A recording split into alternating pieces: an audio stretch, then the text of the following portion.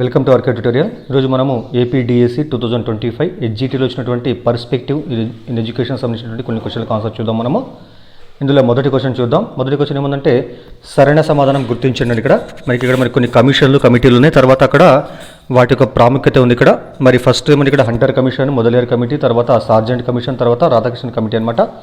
So వాటి యొక్క ప్రాముఖ్యత ఉంది ఇక్కడ. మరి దీనికి ఆన్సర్ ఏమిచ్చింది ఇక్కడ అంటే ఇక్కడ థర్డ్ వన్ అనమాట, సిడిబిఏ అంట. మరి చూద్దాం మనము హంటర్ కమిషన్ యొక్క సో దీని యొక్క ప్రాముఖ్యత ఏమంటే ప్రథమ భారతీయ విద్యా కమిషన్ అనమాట. ఇది హంటర్ కమిషను, ప్రథమ భారతీయ విద్యా కమిషను. తర్వాత మొదలియర్ కమిటీ దీని యొక్క ప్రాముఖ్యత ఏమంటే సెకండరీ విద్యా కమిషన్. మొదలియర్ కమిటీ ఏమో సెకండరీ విద్యా కమిషను.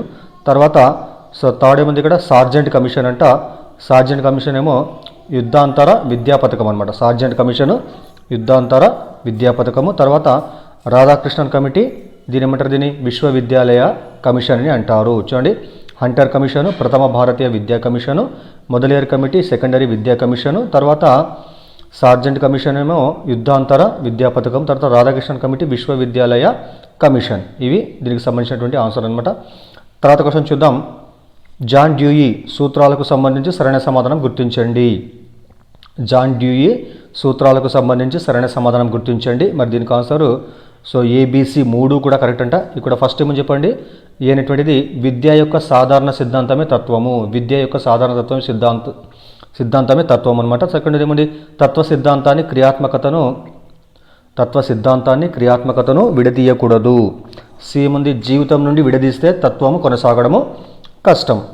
మరోసారి చూద్దాము. జాన్ డ్యూయి సూత్రాలు అనమాట. ఇక్కడ విద్య యొక్క సాధారణ సిద్ధాంతమే తత్వము, తత్వ సిద్ధాంతాన్ని క్రియాత్మకతను విడదీయకూడదు, జీవితం నుండి విడదీస్తే తత్వం కొనసాగడము కష్టం. ఈ 3 కూడా జాన్ డ్యూయి సూత్రాలకు సంబంధించినటువంటి అంశాలు అనమాట. తర్వాత క్వశ్చన్ చూద్దాం.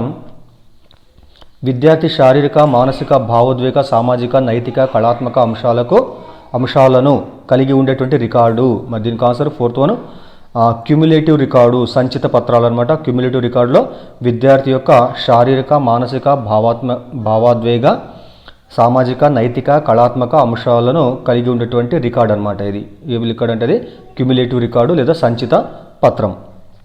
తర్వాత క్వశ్చన్ చూద్దాము. విద్య త్రిధ్రువాత్మకము. దీనిలో 3వ అంశం పేరు ఏమిటంటే దీనికి ఆన్సర్ ఫోర్త్ వన్, పాఠ్య ప్రణాళిక. విద్య త్రిధ్రువాత్మకము, దీనిలో 3వ అంశము పాఠ్య ప్రణాళిక. తర్వాత క్వశ్చన్ చూద్దాము. విశ్వ మానవులందరికీ గౌరవప్రదమైనటువంటి జీవన పరిస్థితులు కల్పించడమే దీని ధ్యేయము. విశ్వ మానవులందరికీ గౌరవప్రదమైనటువంటి జీవన పరిస్థితులు కల్పించడమే దేని యొక్క ధ్యేయం అంటే ఇది థర్డ్ వన్, విశ్వజనీన మానవ హక్కుల ప్రకటన. విశ్వ మానవులందరికీ గౌరవప్రదమైనటువంటి జీవన పరిస్థితులు కల్పించడం అనేటువంటిది విశ్వజనీన మానవ హక్కుల ప్రకటన యొక్క ధ్యేయము. తర్వాత క్వశ్చన్ చూద్దాము. ఆర్టీఈ 2009 ప్రకారం ప్రాథమిక స్థాయిలో ఉపాధ్యాయ విద్యార్థి నిష్పత్తి. సో రైట్ టు ఎడ్యుకేషన్ 2009 ప్రకారం ప్రాథమిక స్థాయిలో ఉపాధ్యాయ విద్యార్థి నిష్పత్తి ఎంత అంటే దీనికి ఆన్సర్ మీకు తెలిసిందే. సో ఫోర్త్ వన్ 1:30 అనమాట. 1:30. తర్వాత క్వశ్చన్ చూద్దాము. So NEP national education policy 2020 committee యొక్క చైర్మన్ ఎవరంటే దీనికి answer first one, doctor K Kasturi Rangan new education policy, national education policy 2020 committee యొక్క చైర్మన్ అనమాట, doctor K Kasturi Rangan. So క్రింది వాటిలో భావవాద బోధనా పద్ధతి కానిది.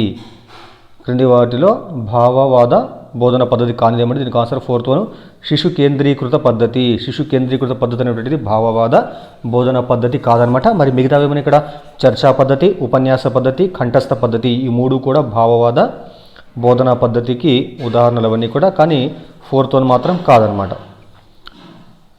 ఇవి మనకు పర్స్పెక్టివ్ ఎడ్యుకేషన్ వచ్చినటువంటి బిట్స్ అనమాట. దయచేసి వీడియోని లైక్ చేయండి, అదేవిధంగా ఛానల్ సబ్స్క్రైబ్ చేయండి. Thank you.